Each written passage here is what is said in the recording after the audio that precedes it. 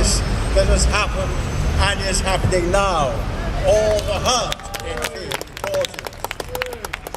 My understanding of our faith is that we love everyone, but we put the impoverished, the sick, and our fellow citizens who are ancient citizens like myself first. We believe that love should inspire the use of power, which should be used and exercised in the interests of justice.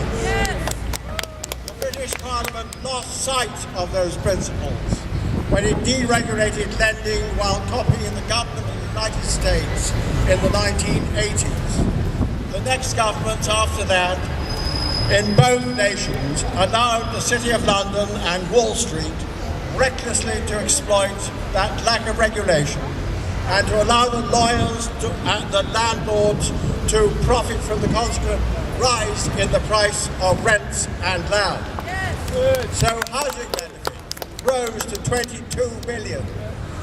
22 billion a year, that is. Parliament never put the lid on it. It all blew up in 2008. And what did they do to deal with the financial crisis?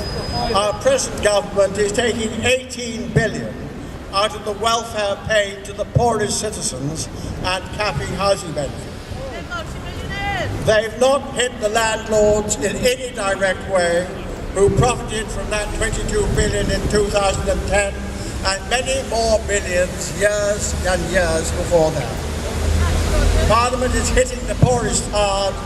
Parliament is not hitting the wealthy in any effective way. And that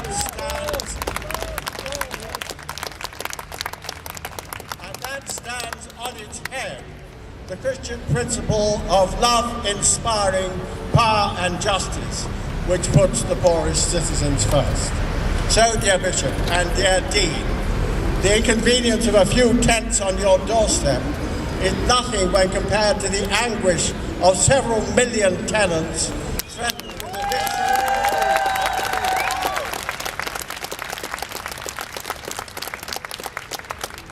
with eviction, debt, and the bailiffs because they can't pay the rent through no fault of their own, and that's in this country.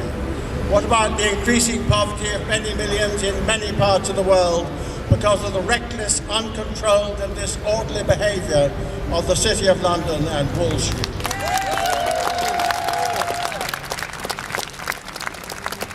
My dear Bishop and my dear Dean, you've lost your sense of proportion.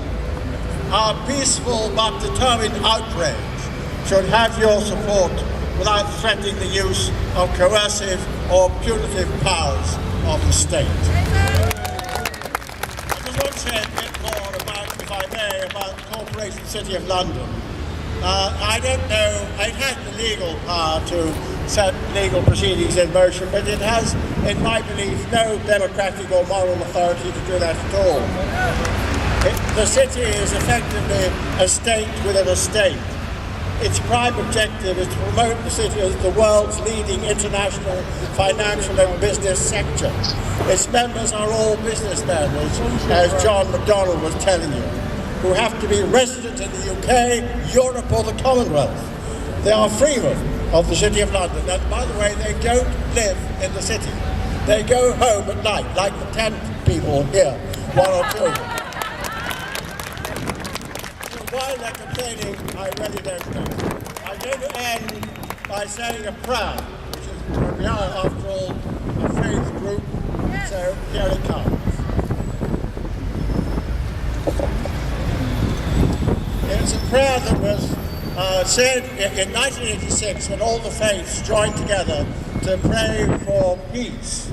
And remember, when we say peace, it's not only the absence of conflict and violence, it's also the presence of well-being and goodwill and justice.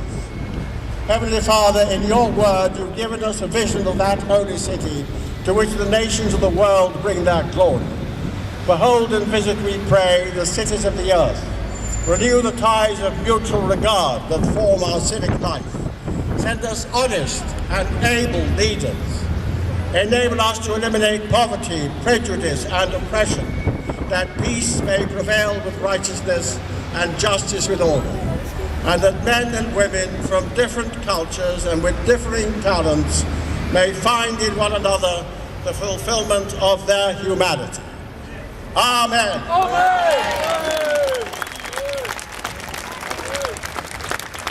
Our next speaker is the Catholic priest, Father Joseph Ryan.